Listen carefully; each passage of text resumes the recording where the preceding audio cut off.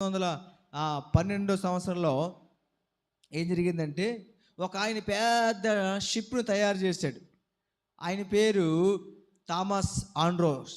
ఇంచుమించు 2000 కోట్ల రూపాయలు పెట్టి పెద్ద షిప్ను తయారు చేసి దానికి ఒక పేరు పెట్టాడు, టైటానిక్ అని పేరు పెట్టాడు.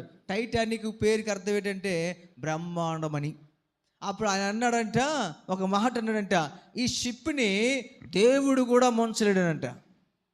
ఈ షిప్ని దేవుడు కూడా ముంచలేడు.